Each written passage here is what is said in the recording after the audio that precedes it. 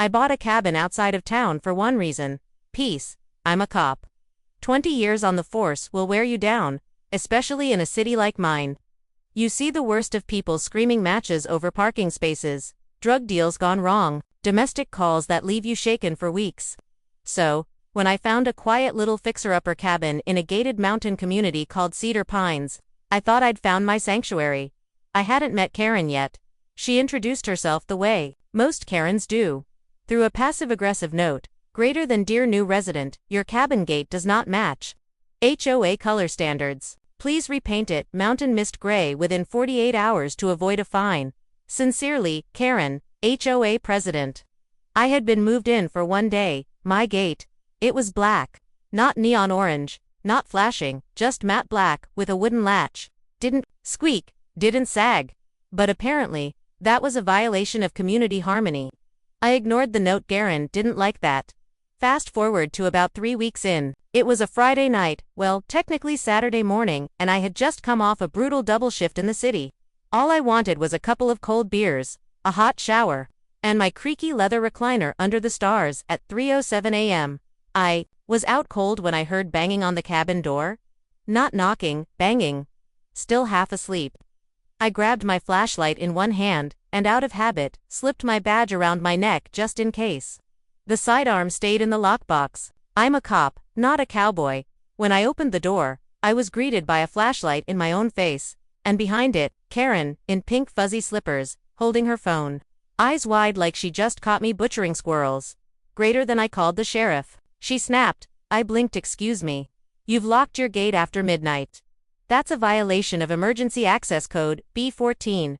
If there's a wildfire or medical emergency, responders can't get in." My gate was a manual wooden swing gate with a latch. Not electrified, not chained. You could open it with one hand. It was literally designed that way for safety. I asked, "Karen, did you seriously call 911 because my gate was closed?"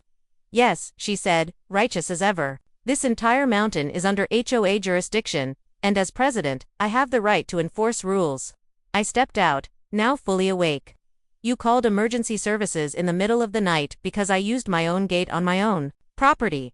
"I had to. What if someone needed to get through?" I motioned to the road. "You walked through it just fine, didn't you?" She ignored me and started ranting about bylaws and citations and emergency protocols.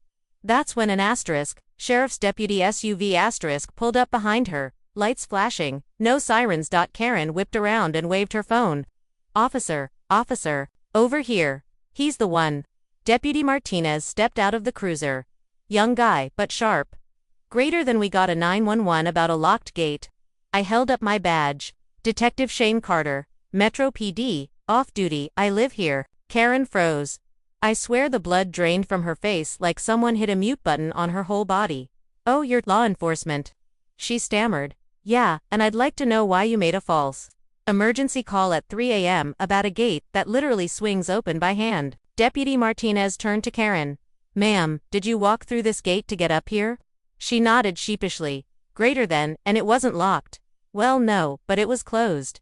He raised an eyebrow. "You know 911 is for actual emergencies, right? It is an emergency. What if someone had a heart attack and couldn't reach him?" I shook my head. "Karen, no one in this entire valley would be stopped by that gate. It's not even connected to the HOA road. This is privately deeded land. I checked before I bought it." Karen was caught, but of course, she couldn't lose in front of a cop, let alone two. "Greater than I was just being proactive," she muttered, backing away. "Maybe you should be more compliant with neighborhood standards." Martinez cut her off. "Ma'am, you're lucky he's off duty. If I were him, I'd press charges for misuse of emergency services." Karen turned redder than a fire truck. Without another word, she stormed back down the hill, muttering about writing to the HOA board. That should have been the end of it. But if you've dealt with a real HOA Karen, you know that wasn't the case. The next day, I woke up to a brand new sign staked in the dirt outside my fence. * All gates must remain open after sunset. HOA. Rule 3.7 *. She must have printed it at 6 a.m. Laminated and everything. I took it down. Tossed it. She put up another one the next day. So I sent an official letter to the HOA attorney, complete with property survey maps, photos of the deed, and a little note that read, My gate is 15 feet inside my property line. It is not HOA controlled land.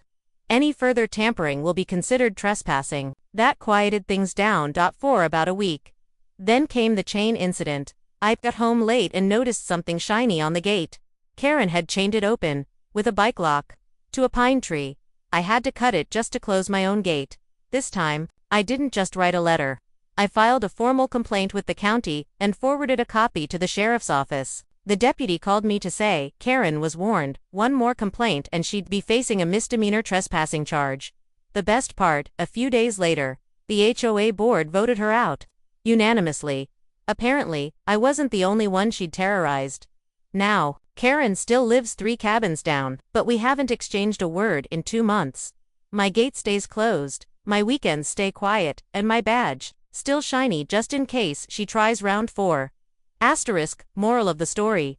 Asterisk, if you call 911 over a wooden gate at 3 a.m., you better make sure the guy answering the door isn't law enforcement, because sometimes the cop lives here too.